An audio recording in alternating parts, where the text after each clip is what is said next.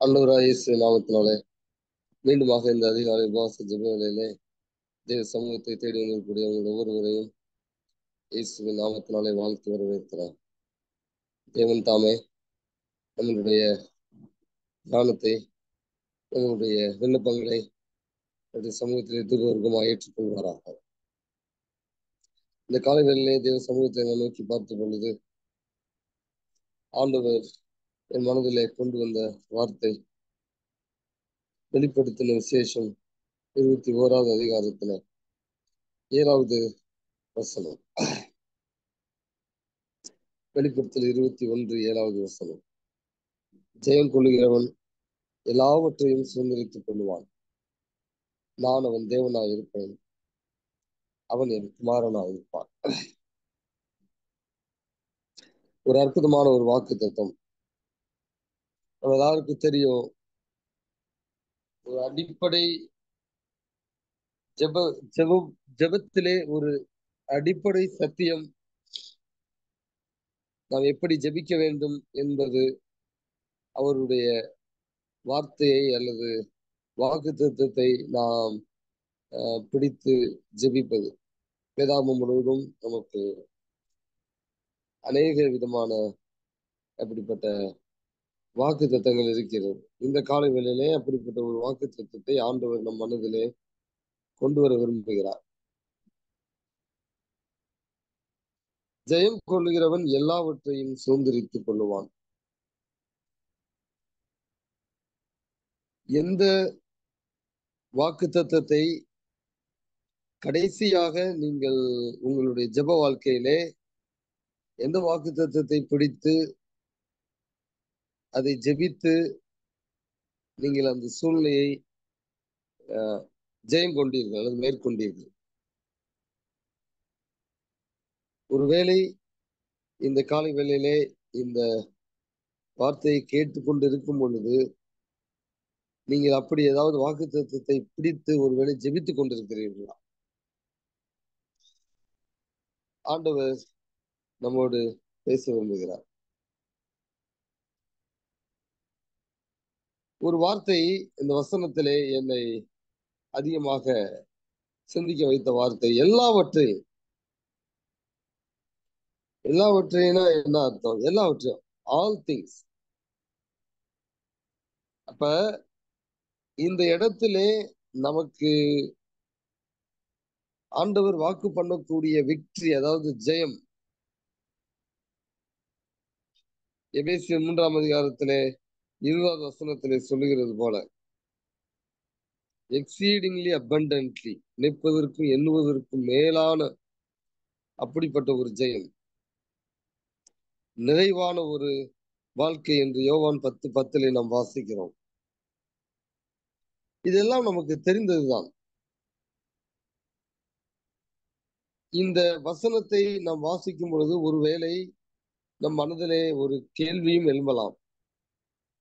இந்த வாக்கு தத்துவம் வெளிப்படுத்தல் புஸ்தகத்துல இருக்கிறதுனாலே, இது ஒரு தீர்க்க தரிசன புஸ்தகமாக இருக்கிறதுனாலே, இது ஃபியூச்சரை குறித்து, மேபி பரலோகத்திலே நாம் வாழக்கூடிய வாழ்க்கையை குறித்து, பரலோக ராஜ்யத்திலே நமக்கு நாம் சேரும் பொழுது நமக்கு இப்படிப்பட்ட ஒரு வாழ்க்கை ஆண்டவர் கொடுக்க காத்திருக்கிறார் என்பதை கூட நீங்கள் நினைக்கக்கூடும்.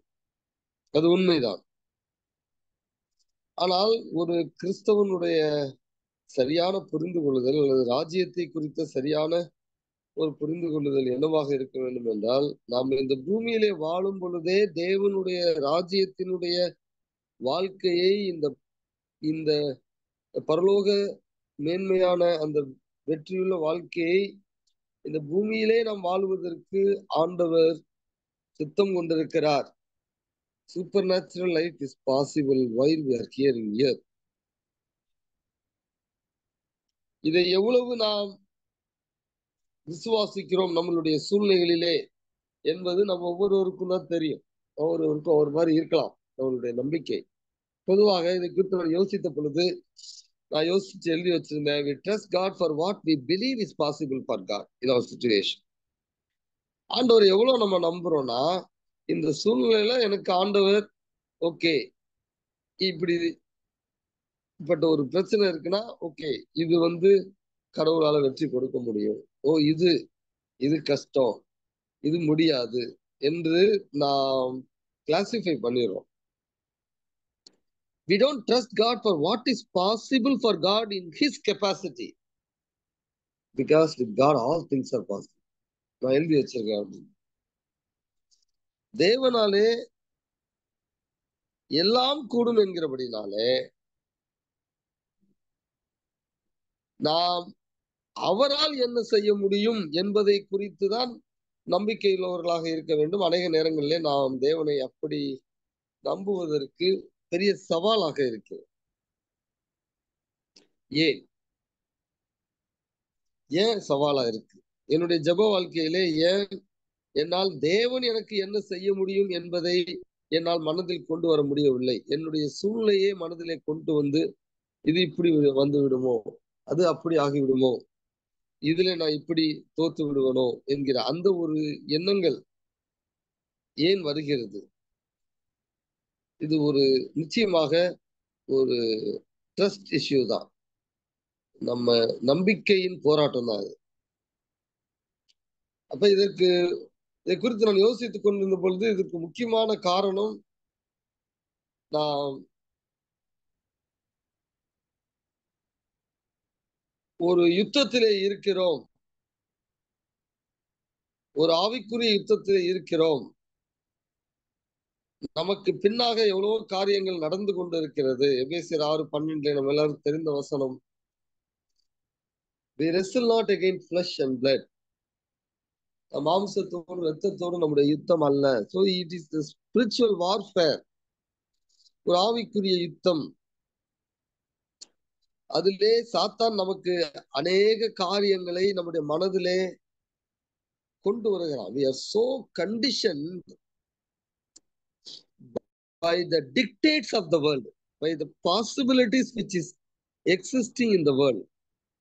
உலக பிரகாரமா என்ன பாசிபிலிட்டி, உலக பிரகாரமா என்ன ஆலோசனை, உலக பிரகாரமான அதைத்தான் நாம் ரொம்ப முக்கியத்துவம் கொடுக்கிறோமே தவிர,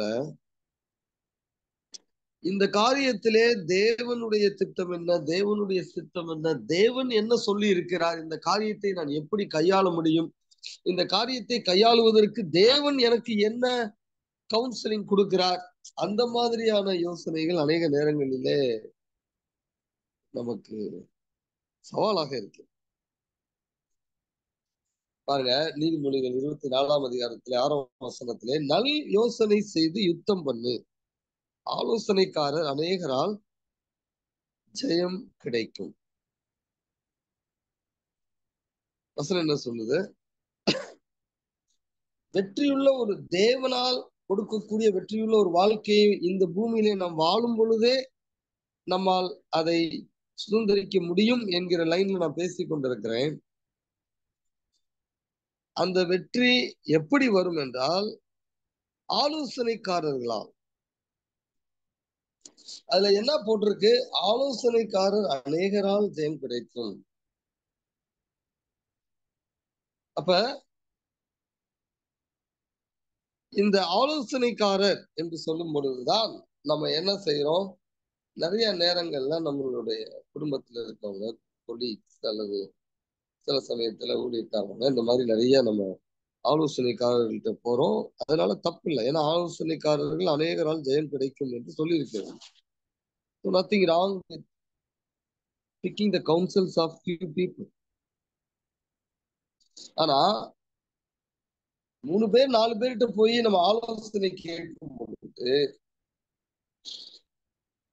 அந்த ஆலோசனையில் எதை நாம் பிக் பண்ண வேண்டும், அல்லது அந்த ஆலோசனை 3மே அல்லது 4மே தவறு, அது தவிர வேறொரு ஆலோசனை இருக்கிறதா என்கிற அந்த ஒரு ஓப்பன் மைண்டட்னஸ் நமக்கு இல்லைன்னா நம்ம தோல்வியை சந்தித்து விடுவோம். நிறைய பேருடைய வாழ்க்கை இப்படித்தான் போகிறது. ஸோ ரேண்டமா பிக் பண்றது கவுன்சில்ஸ். அது எப்படி பிக் பண்ணுவோம்? எனக்கு என்னுடைய கெப்பாசிட்டிக்கு எது சாதகம்னு நான் நினைக்கிறேனோ, எது பாசிபிள் நினைக்கிறேனோ, எது சாத்தியம்னு நினைக்கிறேனோ அதை நான் பிக் பண்றேன். அப்பதான் நமக்கு ஒரு காரியத்தை நாம் தெரிந்து கொள்ள வேண்டும். அநேக ஆலோசனைக்காரர்களுடைய ஆலோசனைகளை கேட்பதில் தவறல்ல. ஆனால் who must have the final say? யாரு கடைசியா நிர்ணயம் பண்ணணும்? தெரிஞ்சதுதான். யோவான் 14:26 வாசிக்கிறோம். Counselor, the Holy Spirit, whom the Father will send in my name. ஆவியானவர் பரலோகத்திலிருந்து பிதாவானவர் அனுப்புகிற அந்த ஆவியானவர் வரும் பொழுது அவர் என்ன செய்வாரு? He will teach you all things. எல்லாவற்றையும் அவர் உங்களுக்கு போதிப்பார். அது மாத்திரமல்ல, அவர் எப்படி போதிப்பார் அப்படிங்கிறது அடுத்த வாக்கியம் இருக்கு. அண்ட் அப்படின்னு இருக்கு. அண்ட் அப்படின்னா என்ன அர்த்தம்? ரெண்டுமே சேர்த்து வரணும். அவர் நமக்கு எப்படி போதிப்பார்? He will remind you of everything I have said to you. நான் என்ன சொல்லணும் அப்படின்னா, ஆவியானவருடைய ஆலோசனை எப்படி இருக்குமா? எல்லா காரியத்திலும் என்ன வேணாலும் இருக்கட்டுங்க. பிள்ளைய எங்க சேர்க்கணும், பிள்ளைய யார் கல்யாணம் பண்ணி கொடுக்கணும், நான் இன்னைக்கு இந்த இடத்துக்கு போலாமா, என்ன வேணாலும் இருக்கட்டுங்க. நீங்க நினைக்காதீங்க இதுக்கெல்லாம் போய் கடவுள்கிட்ட கேட்கணுமா. எல்லாத்துக்கும் நீங்க கேட்கணும். நிறைய பேருக்கு அந்த அனுபவம் இல்ல. ஆண்டவர் என்ன சொல்றாரு? He will teach you all things. உங்களுக்கு ஒரு மாதிரி சங்கடமா இருக்கா, நசம் இருக்கா, கடவுள்கிட்ட போங்க. என்ன அவர் எப்படி டீச் பண்ணுவாரா? அவருடைய வார்த்தை கொண்டு நமக்கு டீச் பண்ணுவார். அப்பதான் நமக்கு கவுன்சில் எங்க இருந்து வரும் பாருங்களேன். நீதிமொழிகளிலே 19 21 வசனம். Hear counsel and receive instruction, that thou mayest be wise in the later end. பின்னான காலங்களிலே நீ ஞானமாய் இருப்பதற்கு நீ என்ன செய்ய? என்னுடைய ஆலோசனையை நீ கேள் என்று சொல்லி நாம் இங்கு வாசிக்கிறோம். தொடர்ந்து நாம் அந்த வசனத்திலே வாசிக்கும் பொழுது அது என்ன சொல்லுகிறது? மனிதனுடைய இருதயத்திலே அநேக யோசனைகள் இருக்கும், ஆனால் தேவனுடைய ஆலோசனை மாத்திரமே நிலை நிற்கும். சோ ரெண்டு வசனம், ரெண்டு வார்த்தையை நான் உங்கள் மத்தியிலே வைக்க விரும்புகிறேன். ஹியர் கவுன்சில் அப்படின்னு சொல்றேன். ஆலோசனையை கேள் அப்படிங்கிறார். எங்க இருந்து கேட்க சொல்றாரு? கவுன்சில் ஆஃப் த லார்ட் அப்படிங்கிறார். அதுதான் நிலைக்கும் அப்படிங்கிறார். மனிதனிடத்திலே கேட்பது தவறல்ல, ஆனால் தேவனிடத்தில் நாம் கேட்க வேண்டும். அதற்கு நமக்கு உதவியாக இருப்பதற்கு தான் ஆவியானவரை நமக்கு ஆண்டவர் நம்முடைய இருதயத்திலே அவரை ஏற்றுக்கொண்ட மாத்திரத்திலே ஆவியானவரை இன்ட்வெல்லிங் பிரசன்ஸ்ல நமக்கு ஒரு பெரிய பாக்கியத்தை கொடுத்திருக்கிறார். அப்ப அந்த ஆவியானவருக்கு நான் செவி சாய்க்கும் பொழுது என்னுடைய ஜெபத்திலே அந்த ஆவியானவரோடு எனக்கு ஒரு நெருங்கிய உறவு இருக்கும் பொழுது அவர் என்ன செய்யறாரு? எனக்கு எவ்வளவுதான் என்று மனிதனுடைய இருதயத்தில் எண்ணங்கள் அநேகம், எவ்வளவோ ஒரு காரியத்துக்காக என்ன செய்யணும், எப்படி செய்யணும், ஒவ்வொருத்தரும் ஒவ்வொன்றும் சொல்லுவான். ஆனா கர்த்தருடைய யோசனையே நிலை நிற்கும் என்பதை நாம் மனதிலே வைத்து, அப்ப இந்த கர்த்தருடைய கவுன்சிலை நான் எப்படி பெற்றுக்கொள்வது? பாருங்களேன், முதலாவது வசனத்திலே 20வது வசனத்திலே முதலாவது வசனத்திலே நமக்கு என்ன சொல்லப்பட்டிருக்கிறது? உன்னுடைய லேட்டர் டேஸ், உன்னுடைய ஃபியூச்சர்ல நீ ஞானமா இருக்கணும்னா நீ என்ன செய்யணும்? தேவனுடைய ஆலோசனையை, ஆவியானவரை கொண்டு தேவன் உனக்கு கொடுக்கக்கூடிய ஆலோசனையை நீ கற்று அதிலே தேர்ந்தெடுக்க வேண்டும். அப்பதான் யோபு 8:7 நம்ம பாக்குற மாதிரி உன்னுடைய துவக்கம் அற்பமா இருந்தாலும் முடிவு சம்பூர்ணமா இருக்கும். சோ நம்ம ஆண்டவரிடத்துல அவருடைய ஆலோசனையை கேட்கும் பொழுது நமக்கு அநேக நேரங்களிலே நிறைய சந்தேகங்கள் வரும். அதுதான் சாத்தானுடைய வேலை. இதெல்லாம் நடக்காது, இது தவறான ஆலோசனை, இதை செய், அவனும் ஆலோசனை கொடுப்பான். அப்ப சில சமயத்துல நாம் தேவனை சார்ந்து தீர்மானங்கள் எடுக்கும் பொழுது we may pick the wrong signal because we are not aligned with God. தேவனோடு நாம் நெருங்கி இருக்காததுனால நான் சில சமயத்துல தவறான ஒரு காரியத்தை பிக் பண்ணலாம். ஆனா தேவன் தான் இதை சொன்னார் என்று உள்ளத்தின் ஆழத்திலே நீங்க உண்மையிலே நம்பி நீங்க தவறு பண்ணீங்கன்னா, நான் சொல்றேங்க அனுபவத்துல, நீங்க அந்த நேரத்துல ஒருவேளை அழுகலாம், என்னடா இப்படி ஆயிடுச்சேன்னு. ஆனா ஆண்டவர் உங்களை நேசிப்பதனால் உங்களுக்கு வித்தியாசமான ஒரு ஜெயத்தை கொடுப்பார். அவருக்கு தெரியுங்க, நம்ம தப்பு சரி பண்றதுக்கு அவருக்கு தெரியும். நம்ம இருதயம் தாங்க தான் சொல்லியிருக்கல, there are many devices in a man's heart. இதுல ஆண்டவரை சார்ந்து நீங்க தீர்மானம் எடுக்கிறீங்க அப்படிங்கிறது ஆண்டவருக்கு தெரியும். அவருடைய வார்த்தையை கொண்டோ நேரடியாக அவர் பேசுகிறதை கொண்டோ நீங்கள் தீர்மானம் எடுக்கிறீங்க என்பது அவருக்கு தெரியும். அப்படி நீங்க செஞ்சு தப்பா எடுத்தீங்கன்னா நான் சொல்றேன், உங்களுக்கு தூக்கிடுவேன். நீங்க கவலையே பட வேண்டாம். நான் எப்பயுமே சொல்லுவேன், I would rather be wrong on the side of God. தேவன் தான் செய்தார், தேவன் தான் இது சொன்னார் அப்படின்னு சொல்லி நான் தப்பான ஒரு காரியத்தை நான் பிக் பண்றேன், அது எனக்கு ஓகே. ஏன்னா நான் சின்சியரா தேவன் நான் நினைச்சேன். இங்கதான் ஒரு கன்சிஸ்டன்ட் பிரேயர் லைஃப் ஒரு ஃப்ரூட்டை நம்ம அப்ரிஷியேட் பண்ண முடியும். ஒரு நாள்ல இது நடக்காது, ஒரு வருஷத்துல நடக்காது. நான் சொல்றேன், 10 வருஷத்துக்கு மேல நீங்க தொடர்ந்து ஜெபம் பண்ணீங்கன்னா தான் உங்களுக்கு நடக்கும். நீங்க நல்லா யோசிங்க, உங்களால 1 மணி நேரம் சோசியல் மீடியால உட்கார்ந்து எவ்வளவோ இன்ஸ்ட்ரக்ஷன்ஸ் படிக்க முடியுது. அதுவும் கவுன்சிலிங் தான், ரைட்டுங்களா? நிறைய இது செய்யுங்க, அது செய்யுங்க, இது நல்லது, அது நல்லது, நான் தப்புன்னு சொல்லல. ஆனா 1 மணி நேரம் தொடர்ந்து போர் அடிக்காம சோசியல் மீடியாவால உங்களால அநேக கவுன்சிலிங்க உங்க மனதுல ஏத்தும் போது எப்படி 1 மணி நேரம் ஆண்டவருடைய சமூகத்துல உங்களால உட்கார முடியல? அப்ப அது உங்களை குறித்து என்ன சொல்லுகிறது? இப்போ உங்க லைஃப்ல நீங்க எங்க கவுன்சிலிங்க்கு போறீங்க? நீங்க படிக்கிறது எல்லாமே எங்கேயும் வேக்யூம்ல போகாது, பாத்துக்குங்க. எல்லாமே போய் மண்டையில பதிஞ்சிருக்கும். சிச்சுவேஷன் வரும்போது நிறைய சோசியல் மீடியால இருக்கக்கூடிய இன்ஸ்ட்ரக்ஷன்ஸ் இருக்கிறதுனால அதுல இருந்து நிறைய அவங்களுக்கு வருமே தவிர ஆண்டவரிடத்திலிருந்து வருவது சவாலாக உள்ளது. அப்பதான் நம்ம ரொம்ப கேர்ஃபுல்லா இருக்கணும். பேசிக் நம்ம யாருக்கும் தெரியாது இல்ல, பிரேயர், வேர்ட் ஆஃப் காட் பேசிக் இது.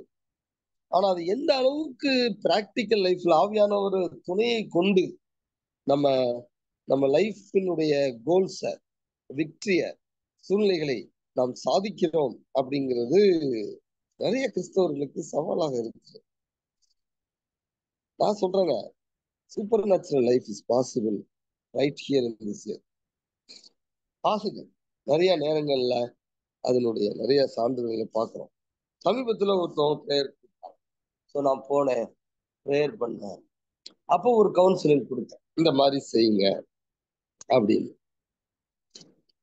அப்ப நான் சொன்னேன், சும்மா ட்ரை பண்ணுங்க, நான் சொல்ற மாதிரி நீங்க டைப் பண்ணுங்கிற அவசியம் கிடையாது. ஆண்டவர்கிட்ட கேளுங்க, கேட்டு நீங்க ட்ரை பண்ணுங்க, அதனால தப்பு இல்லை அப்படின்னு நான் சொன்னேன். நான் சொல்றேங்க, அவங்க ட்ரையே பண்ணலங்க, ட்ரையே பண்ணல. ஆனா அவங்க போய் என்ன பண்றாங்க, நிறைய காசு செலவழிக்கிறாங்க. அதுக்காக காசு செலவழிச்சுட்டு இப்ப என்ன பண்றாங்க, திரும்பி பாஸ்டர் எங்க வீட்டுக்கு ப்ரேயர் பண்ணுவாங்க அப்படிங்கிறாங்க. நான் போய் எதுக்கு ப்ரேயர் பண்ண போறேன்? நான் போனா எதுவும் நடக்கிற மாதிரி இல்ல. ஆண்டவர் என்ன ஆலோசனை கொடுக்கிறாரோ அது ட்ரையே பண்ணாம அப்புறம் திரும்பி ப்ரேயருக்கு வாங்க. நிறைய பேர் அப்படிதான். நம்ம என்ன நினைக்கிறோமோ அதன்படி கவுன்சிலர் தான் ஏத்துக்கிறோம்.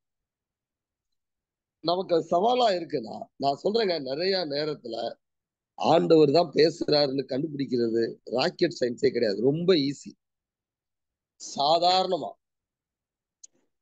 சாதாரணமா உங்களால ஈஸியா இத செஞ்சிட முடியும் அப்படிங்கிற மாதிரியான ஒரு ஆலோசனை உங்க சூழ்நிலையில வருதுன்னா, நிறைய நேரம் அது மாமிசத்தின்படி வரக்கூடிய ஆலோசனை தான். நல்லா தெரிஞ்சுக்குங்க. Most of the time when God gives counsel, he will challenge you.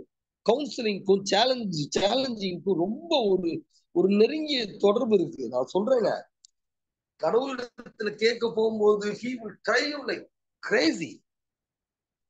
உங்களை உங்களை அப்படி புரட்டுவார். நீங்க கண்டிப்பா கடவுளை சார்ந்தாதான் அந்த கவுன்சில்ல நீங்க இம்ப்ளிமெண்ட் பண்ணி வெளியே வர முடியும் அப்படிங்கிற ஒரு கவுன்சில தான் கொடுப்பார். சரிங்களா? பைபிள்ல இந்த மாதிரி இருக்கு, நிறைய எக்ஸாம்பிள் இருக்கு. அப்படித்தானே? நீ மண்பானை எடுத்துட்டு போ, ஏன்னா நீ முசுக்கொட்டை செடி கீழே போய் நின்னு, நீ போய் சும்மா சுத்து, நீ போய் சும்மா துதி பாடகரை நிறுத்து. என்னங்க இதெல்லாம் கவுன்சில்?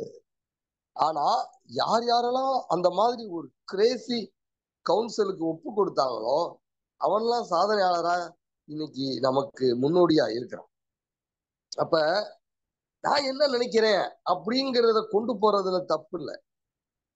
ஆனா ஆண்டவர் என்ன நினைக்கிறார்? இன்னைக்கு குடும்பங்கள்ல நிறைய பிரச்சனை இருக்குதுன்னா இதுதான் காரணம். நான் என்ன நினைக்கிறேன், நான் என்ன சாதிக்கணும், நான் எப்படி என்னுடைய காரியத்தை அப்ப ஆண்டவரை தூக்கி தூர வச்சிடறோம். அது ஆசீர்வாதமாவே இருக்காது. ஆண்டவர் நமக்கு ஆலோசனை கொடுக்க எப்பொழுதுமே சித்தமுள்ளவராக இருக்கிறார். ஏனென்றால் அவருடைய ஒரு பிரைமரி ஆட்ரிபியூட் நம்ம என்ன பார்க்கிறோம்? ஆம்னிசியன்ஸ். அப்படின்னா எல்லாவற்றையும் அவர் அறிந்தவர். அவர் நிகழ்காலம் மாத்திரமல்ல, பழைய காலம் மாத்திரமல்ல, பாஸ்ட் மாத்திரமல்ல, அவர் எதிர்காலத்தை அறிந்திருக்கிறார். இந்த மாதிரியான ஆலோசனை நாம் எடுத்தால் எப்படி பாதிப்பு வரும் என்பதை அறிந்திருக்கிறார். இந்த மாதிரியான அவர் கொடுக்கக்கூடிய ஆலோசனையை எடுத்தால் எப்படி அதிலே மேன்மையான ஒரு உயர்வு இருக்கும் என்பதை அவர் அறிந்திருக்கிறார். தைரியமா எடுக்கணுங்க. See, you must take chance with God. Don't take chance with your flesh. ஆவிக்குரிய ரீதியில தேவனோடு தொடர்பு கொண்டு அவரிடத்துல தாங்க நீங்க உங்க ப்ராபபிலிட்டியை வைக்கணும். நீங்க உங்களுக்குள்ளேயே, உங்க மாமிசத்துக்குள்ளேயே நீங்க உங்களுடைய யோசனைகளின்படி if you are trying to take chances, நான் சொல்றேங்க, ரொம்ப சிரமம். ஒருவேளை இந்த காலை வேளையில இந்த வார்த்தையை கேட்டுக்கொண்டிருக்கக்கூடிய யாரோ ஒருவர் நீங்க தீர்மானம் எடுக்கிறதுக்காக போராடி கொண்டிருக்கலாம். தீர்மானம் எடுத்து சோர்ந்து போயிருக்கலாம். ஆண்டவர் தான் பேசினார்னு நினைச்சு நான் செஞ்சனே, ஏன் இப்படி ஆச்சு அப்படின்னு நீங்க நினைக்கலாம். இல்ல, நீ அப்படி நினைச்சீங்களா? ஆண்டவர்கிட்ட திரும்பி போய் கேளுங்க, எங்க ஆண்டவரே நான் உங்களை தவறா பிக் பண்ணேன். அதனாலதான் ரொம்ப இம்பார்ட்டன்ட். நீங்க ஜெபிக்கும் பொழுது உங்களுக்கு ஒரு மாதிரி உங்களால அந்த சூழ்நிலையை எப்படி ஹேண்டில் பண்றதுன்னு தெரியல அப்படின்னா நீங்க ஜெபத்தை மாத்திரம் கூட்டக்கூடாது, நீங்க உபவாசத்தோடு ஜெபிக்க வேண்டும். ஏதோ அதுல ஒண்ணு இருக்குங்க, நான் சொல்றேன். உபவாசத்தோடு ஜெபிக்கும் பொழுது ஆண்டவருடைய சத்தத்தை நீங்க இன்னும் தெளிவா உங்களால கேட்க முடியும். ஏதோ ஒண்ணு நடக்கலன்னா பிரச்சனை ஆண்டவர்கிட்ட இல்ல, என்கிட்ட தான் இருக்கு அப்படிங்கிறது தாங்க ரொம்ப பேசிக் அண்டர்ஸ்டாண்ட். ஆண்டவர்கிட்ட பிரச்சனையே இருக்காங்க அப்படின்னா அவர் கடவுளே கிடையாது. நம்ம இதுல சாலிடா நமக்கு இதுல நம்பிக்கை வேண்டும். அப்ப அநேக ஆலோசனைக்காரரால் நமக்கு நமக்கு ஜெயம் கிடைக்கும் என்று ஆண்டவர் சொல்லி இருந்தாலும் அந்த அநேகரிலே பிரதானமாய் நாம் கன்சிடர் பண்ண வேண்டியது ஆவியானவரை மாத்திரம்தான் என்று சொல்லி நீங்கள் அறிந்து கொள்ள வேண்டும். அந்த ஆவியானவர் உங்களை most of the time, பாருங்களேன், God speaks to you 60 to 70 or 80% or 70% வச்சுக்கோங்க. 70% of the time God speaks to you through the word தான், வார்த்தை மூலமாக தான் பேசுவார். நீங்க உட்கார்ந்து சத்தத்தை ஏதாவது கேட்குமான்னு உட்கார்ந்துட்டு இருக்காங்க. விஸ்பர் அப்படிங்கிறது 10%, 5% வேணா இருக்கலாம். அது ரேர் அக்கேஷன். ரொம்ப நீங்க பெரிய தேர்ந்தெடுக்கப்பட்ட பாத்திரமா இருந்தா ஆண்டவர் நேரடியா உங்களிடத்துல அவருடைய மெல்லிய சத்தத்தின் மூலமா பேசலாம்.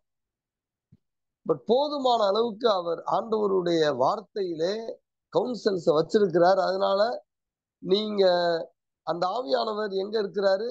உங்க இருதயத்தில் வாசமா இருக்கிறார். அதனால மேல பார்த்துட்டு ஆண்டவரே பேசுங்கன்னு சொல்லாங்க. உங்க இருதயம் என்ன சொல்லுகிறது? ஆவியானவர் உங்களுக்குள்ளே இருக்கக்கூடிய இருதயத்துல இருக்கக்கூடிய ஆவியானவர் என்ன பேச விரும்புகிறார்? அப்ப அந்த இருதயத்துல நிறைய ஆண்டவருடைய வார்த்தை இருந்தாதான் அந்த வார்த்தைகள்ல இருந்து ஆவியானவர் பேச முடியும். அங்க பூரா சோசியல் மீடியா கண்டென்ட்டே இருந்துச்சுன்னா எதுதான் வரும் இருதயத்துல இருந்து? உங்களுக்கு தெரியும், ராங் சிக்னல்ஸ் தான் வரும். இன்னைக்கு அப்படிதான் நான் ப்ரேயர் பண்ணி தான் டிசிஷன் எடுத்தேன், ஆனா தப்பா போயிடுச்சு. அதான் ரீசன், அதான் ரீசன். அப்ப ஆஹ், ஒரு ஒரு யுத்தம் நமக்கு பின்னாடி நடக்கிறது. நம்மளுடைய ஆலோசனைகளை நாம் ஒரே சோர்ஸ்ல இருந்து பெற்றுக்கொள்வதில்லை. ஒரு பக்கம் காட், ஒரு பக்கம் சோசியல் மீடியா, ஃப்ரெண்ட்ஸ், இந்த மாதிரி. இன்னொரு பக்கம் சைட்டனும். அப்ப இந்த 3 காரியத்திலே நான் I must be able to differentiate what is what. என்ன இது, என்ன சத்தம், இதுக்கு தான் டைம் வேணும் அப்படின்னு நான் சொல்றேன். ஒரு கன்சிஸ்டன்ட் ப்ரேயர் லைஃப். நிறைய நேரம் நீங்க ப்ரேயர் பண்ணணும். சும்மா 2 நிமிஷம் 5 நிமிஷம் ப்ரேயர் பண்ணீங்களா முடியாது. ஏன்னா நீங்க அலைன்மெண்ட்டுக்குள்ளே வர மாட்டீங்க. உங்க மாமிசம் போராடிக்கிட்டே இருக்கும், உங்க சூழ்நிலை வந்துகிட்டே இருக்கும், அந்த சூழ்நிலை தான் உங்களை மேற்கொண்டுகிட்டே இருக்கும். அப்ப அந்த சூழ்நிலையினுடைய ஆதிக்கம், அந்த சூழ்நிலையினுடைய மிகுதியான அந்த அழுத்தம் தான் உங்க போக்கஸா இருக்குமே ஒழிஞ்சு, நீங்க டக்குன்னு என்ன பண்ணுவீங்க, அப்படி இருக்கும்போது பிரேயரை முடிச்சிருவீங்க, அல்லது தீர்மானம் எடுத்துருவீங்க. இல்ல, நீ உட்காருங்க, எல்லாம் பரவாயில்ல, நீ என்ன வேணா நினைக்கலாம், அது எல்லாத்தையும் ஆண்டவர்கிட்ட கொண்டு போலாம். இது ஓகே, அது ஓகே, எல்லாம் முடிச்சுட்டு அது பிறகு ஆண்டவரே வாட் சேயஸ் தௌ, நீங்க என்ன சொல்றீங்க. அதுதான் பவுல் அப்போஸ்தலர் நமக்கு காண்பித்த ஒரு நல்ல மாதிரி. நான் என்ன செய்ய சித்தமாக இருக்கு. அப்ப நமக்கு என்ன ஒரு கடைசி நோட்டோட நான் முடிக்க விரும்புறேன். என்ன ஒரு ஒரு என்கரேஜிங் நோட்டுனா, வெளிப்படுத்தல் 12:7 நம்ம என்ன வாசிக்கிறோம்னா, வானத்திலே யுத்தம் உண்டாயிற்று, வலுசற்பத்தோடு மிகாவேல் யுத்தம் பண்றாரு, வலுசற்பமும் அதை சேர்ந்த தூதரும் யுத்தம் பண்ணியும் ஜெயம் கொள்ளவில்லை. அப்ப சாத்தான் நமக்கு தவறான எண்ணங்கள், சிந்தைகள் எல்லாம் கொண்டு வந்தாலும் அவன் தோற்கடிக்கப்பட்டவன். அவனுடைய சொல்லுவாங்கல்ல, செக்கு செல்லாது அப்படின்னு. It is not possible for him to gain victory if you have a mastery over picking up the signals of God. தேவனுடைய சத்தத்தை கேட்டு பழனவங்கள்ட்ட சாத்தான் ஈஸியா ஜெயிக்க முடியாது. அதான் சொன்னேன், அப்படி ஜெயித்தாலும் ஆண்டவர் அதை வெற்றியாக மாற்றுவார். அதனால ரோமர் 8:37 நம்ம என்ன வாசிக்கிறோம், இவை எல்லாவற்றிலும் நாம் நம்மில் அன்பு கூறுகிறவராலே we are more than conquerors, நாம் முற்றிலும் ஜெயம் கொள்கிறவர்களா இருக்கிறோம். ஏதோ அப்ப சப்ப விக்டரி இல்லைங்க, முற்றிலும் we are more than conquerors. We have a comprehensive victory plan in the counsel of law. So here counsel, but here the counsel of God even more. அதுக்கு wait கொடுங்க. அப்ப ஆண்டவர் அவர் வாக்கு பண்ணின அந்த ஒரு ஒரு வெற்றியுள்ள ஒரு வாழ்க்கை, எல்லாவற்றையும் சுதந்திரித்துக் கொள்ளக்கூடிய ஒரு வாழ்க்கை, முற்றிலும் ஜெயம் கொள்ளக்கூடிய ஒரு வாழ்க்கை. ஆண்டவர் உங்களோடு இந்த காலை வேளையில பேச விரும்புகிறார். ஆண்டவர்கிட்ட கேளுங்க, in the midst of this situation, what do you want to speak to me, Lord? What promise you want to speak to me so that I can cling to it and pray? எந்த வாக்குத்தத்தத்தை என்னோடு பேச விரும்புறீங்க? எந்த வாக்குத்தத்தத்தை நான் பிடிச்சு உங்களிடத்துல ஜெபிக்கணும் ஆண்டவரே? இரண்டமா நம்ம பிக் பண்றதோட நம்ம சூழ்நிலைக்கு ஆண்டவர் என்ன வாக்குத்தத்தத்தை கொடுக்கிறார். நீங்க பாத்தீங்கன்னா நிறைய நேரத்துல நீங்க ஒரு சோர்ஸ்ல இருந்து ஆண்டவருடைய வார்த்தையை பிக் பண்றீங்கன்னா, அந்த சோர்ஸ்ல இருந்தே தொடர்ந்து அது ரிலேட்டடாவே உங்களுக்கு அடிஷனல் சிக்னல்ஸ் அல்லது இன்சைட்ஸ் ஆண்டவர் கொடுப்பார். சரிங்களா? உதாரணத்துக்கு நான் ஒரு காரியத்துக்காக ஜெபித்த ஒரு அனுபவம். இப்ப ஆண்டவர் என்ன சொல்றாரு,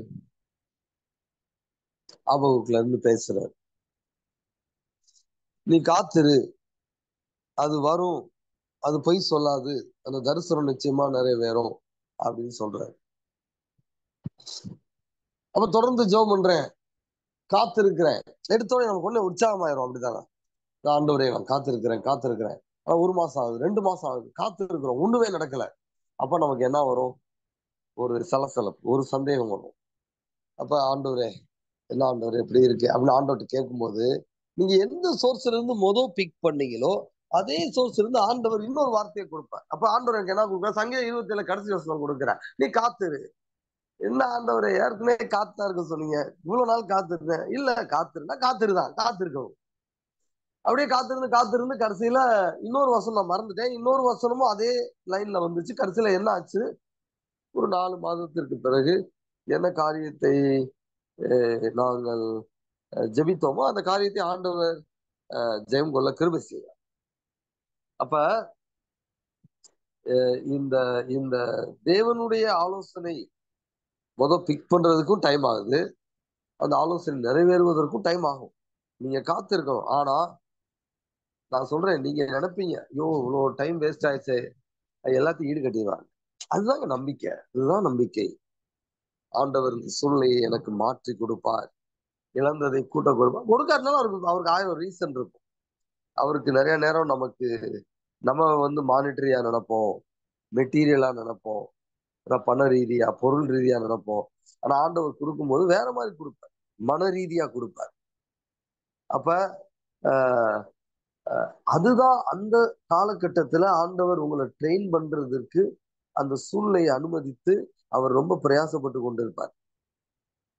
சோ அதனாலதான் நம்ம கொஞ்சம் வெளியே ஆண்டவர்கிட்ட கேட்கணும், என்ன ஆண்டவர், நான் என்ன செய்யணும், எப்படி செய்யணும், என்ன வார்த்தை மூலமா பேசுறீங்க.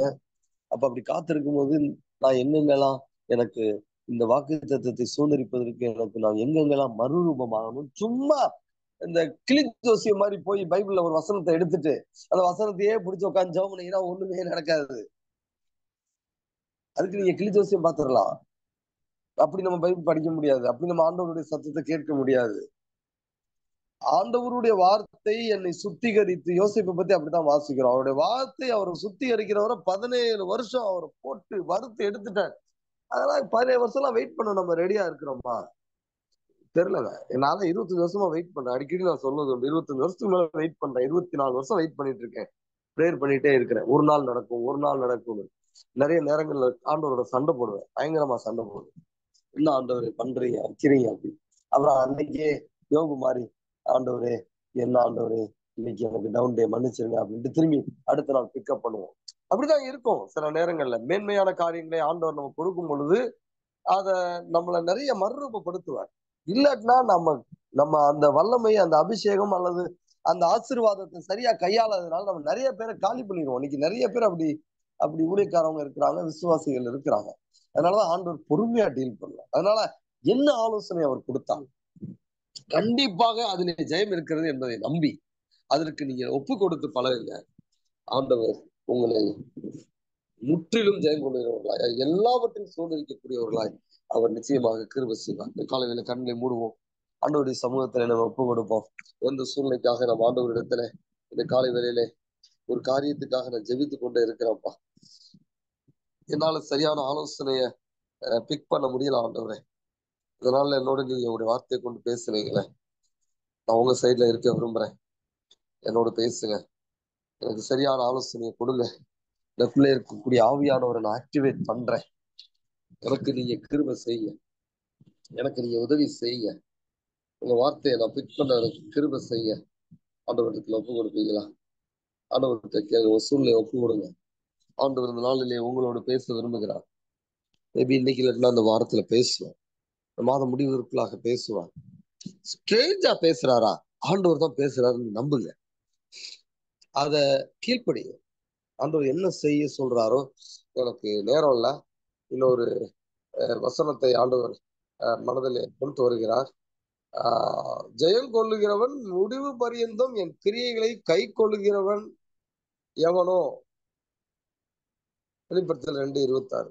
அப்ப ஆண்டவருடைய சிக்னலை பிக் பண்றது ஒண்ணு, ஆனா முடிவு பரியந்தம் அந்த வார்த்தை நிறைவேறுகிறவரை அவர் என்னென்னலாம் நம்மளை வழி நடத்துறாரோ அதற்கு கீழ்ப்படியும் பொழுதுதான் ஆண்டவருடைய மேலான அந்த ஜெயத்தை நம்மளால் பெற்றுக்கொள்ள முடியும். ஆண்டவர்கிட்ட ஒப்பு கொடுங்க உங்க சூழ்நிலைய. ஆண்டவர் உங்களோடு நிச்சயமா பேசுவார். நேசிக்கிற அன்புள்ள ஆண்டவரே, இந்த காலை வேளையில யார் யாரெல்லாம் தீர்மானத்தின் பள்ளத்தாக்கில இருந்து எப்படி இந்த காரியத்தை நான் ஜெயம் கொள்ள முடியும் ஆண்டவரே, இந்த காரியத்துல எப்படி நான் வெற்றி கொள்ள முடியும் ஆண்டவரே, இதற்கு என்ன ஆலோசனை தேவை ஆண்டவரே என்று யார் யாரெல்லாம் அந்த ஒரு சூழ்நிலையில இந்த வாரத்துல இருக்கிறாங்களோ, மனதிற்கும் உள்ள தேவனே, நீ பிள்ளைகளோடு பேசுங்க. ஒருவேளை தவறான சிக்னலை பிக் பண்ணி சோர்ந்து போய் யாராவது இருக்கலாம்ப்பா. ஆண்டவர் தானே சொன்னாருன்னு நினைச்சு செய்யுங்க. ஆண்டவர் இதனால் அவங்கள தூக்குங்கப்பா.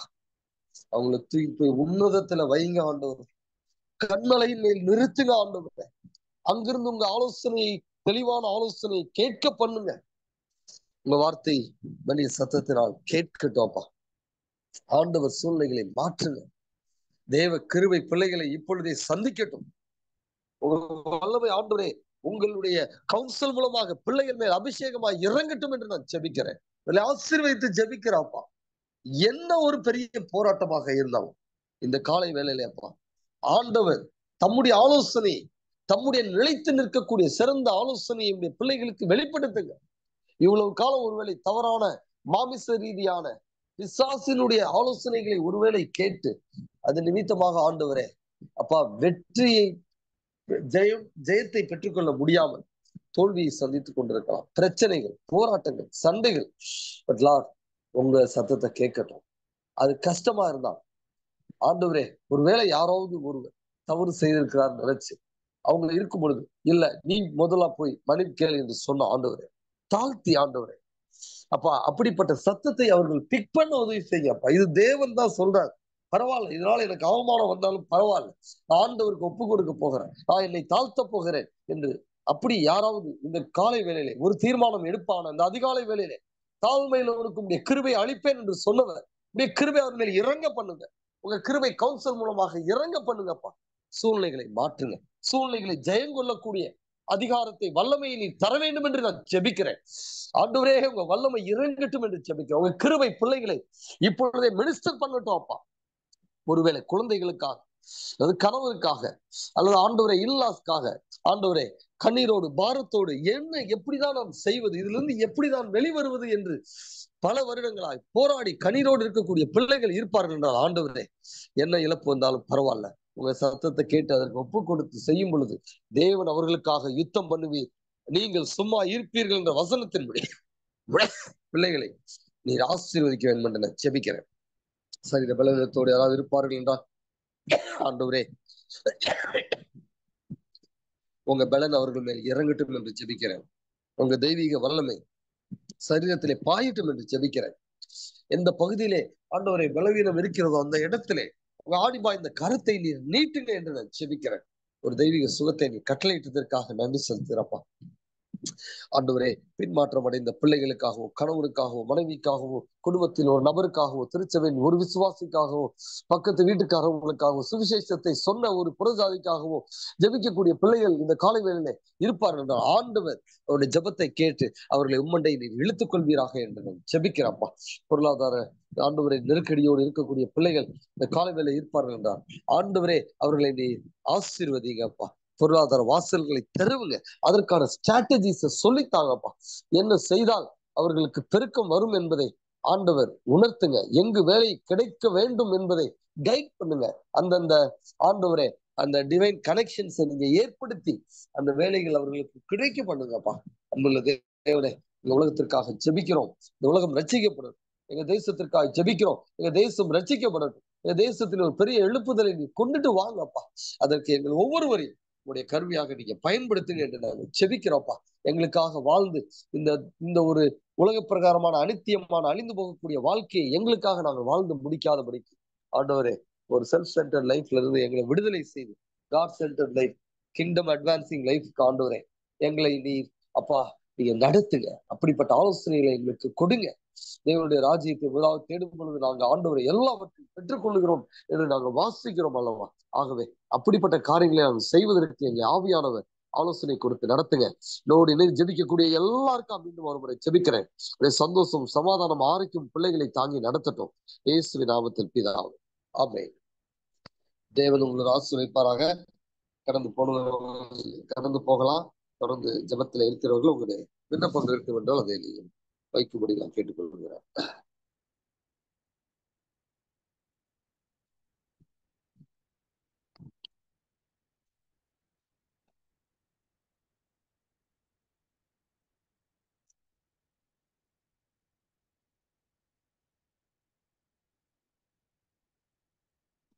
ஒரு சிறுமிக்காக நாம் ஜெபிப்போம். தோல்ல அவர்களுக்கு ஸ்கின் ப்ராப்ளம் இருக்கு, அலர்ஜி.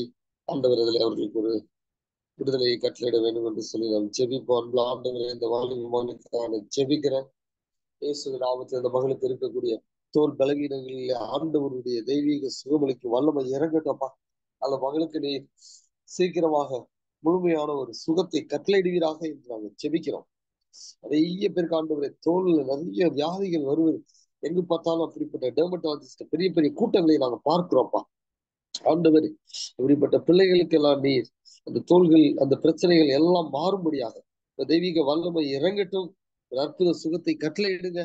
நன்றி, எங்க ஜெபத்தை கேட்டதற்காக இயேசுவின் நாமத்தில் பிதா, ஆமென்.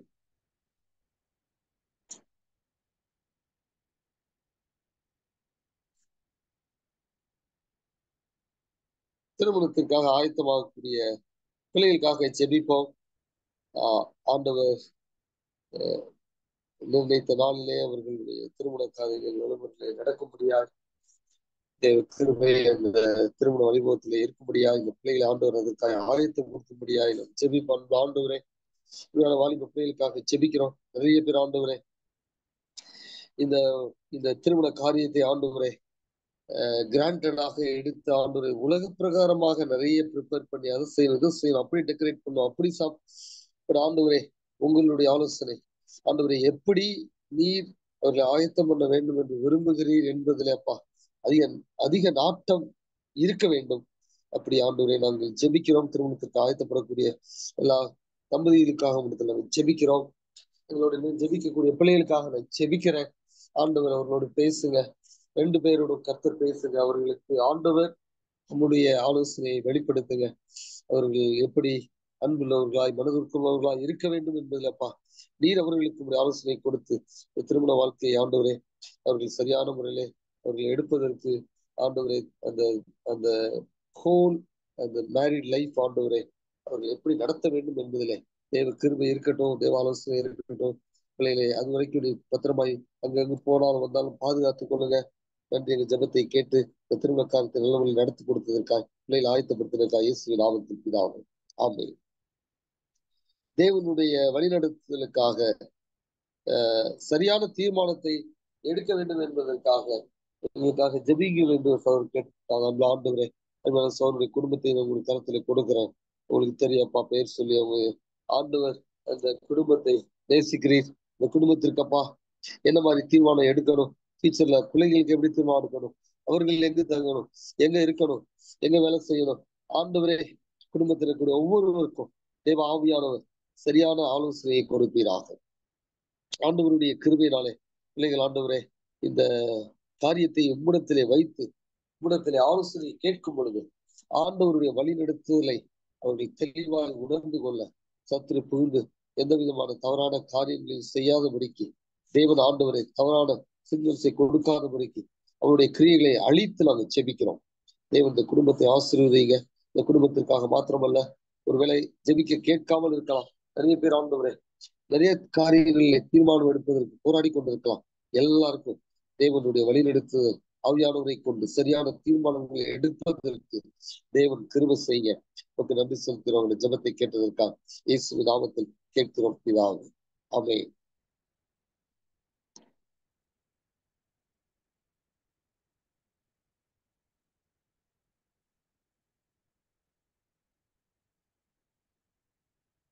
உலகத்திற்கு நல்ல தகப்பனே, இந்த காலை வேளையில மீண்டுமாக உடைய சமூகத்திலே என்னோடு இணைந்து ஜெபிக்கக்கூடிய ஒவ்வொருவருக்காக தனிப்பட்ட முறையில ஜெபிக்கிறோம்ப்பா.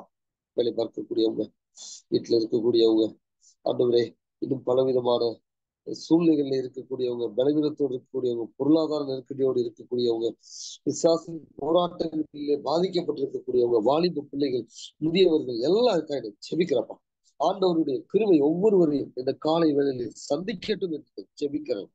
கர்த்தர் ஆண்டவரை இந்த பிள்ளைகள் ஆண்டவரை நேரம் எடுத்து ஆண்டவருடைய சமூகத்திலே காத்திருந்து தங்களுக்காக பிறருக்காக ஜெபிப்பதற்காக இவர்கள் எடுத்த தீர்மானத்திற்காக ஆண்டவரே நீர் இவர்களுக்கு நீர் பல மடங்கு பலனை கொடுக்க வேண்டும் என்று ஜெபிக்கிறோம். இந்த வாரத்திலே அதை தருவீராக என்று ஜெபிக்கிறேன். உடைய சந்தோஷம், உடைய சமாதானம், உடைய ஐஸ்வர்யம், உடைய ஆரோக்கியம், உடைய ஞானம், உடைய வழிநடத்துதல் பிள்ளைகளுக்கு சுதந்திரமாய் மாறுவதாக நன்றி. எங்க ஜெபத்தை எல்லாம் கேட்டதற்காக இயேசுவின் நாமத்தில் பிதாவே. ஆமென். தேவன் நம்ம ஒரு ஆசீர்வதிப்பாராக. சமாதானத்தோடு கடந்து போகும். ஆமென்.